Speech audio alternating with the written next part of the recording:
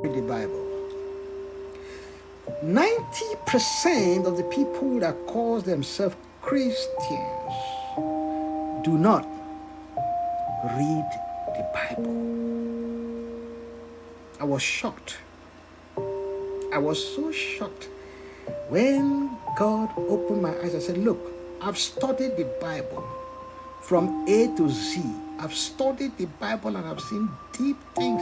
I tell you, when I was a child, I studied the Bible so much. Nobody tells me to study it. My daddy, my father never told me to study the Bible. My mom never told me to study the Bible.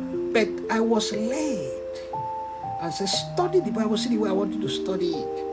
And I see deep things in the Bible. I'm telling you, I studied and saw deep things, deep rituals. There are things that was being done. If you really study the Bible very well, especially when you go into the book of Leviticus, go deep down to all those books of First Chronicles, Second Chronicles, First Samuel, Second Samuel, all those books, Ezra, Esther, all those books, you settle down by the leadership of the Holy Spirit to study the Bible.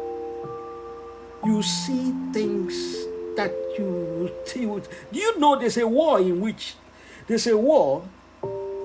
children of Israel were fighting at one of their neighbors, is it like Philistines or something like that? They were fighting this war. When I discovered that, do you know that the children of Israel at that time were winning this war? But the very moment these people sacrifice human being, they call it the sacrifice of blood. They kill a human being, either firstborn or something like that. They lose, the hands of the children of Israel were weakened. How did they know? They sacrifice human. I'm telling you, if you read the Bible very well, you will discover something in the Bible that will shock you. That when you see it, you say, wow. Because of that sacrifice, their hands were weakened. They can't move forward. They can't go forward in that battle. I said this, the Bible is a mystery. The Bible is so powerful. And one thing you need to understand, when this revelation was coming in, he said, listen, 90% of the people that call themselves Christian do not study the Bible. Even Muslims study that.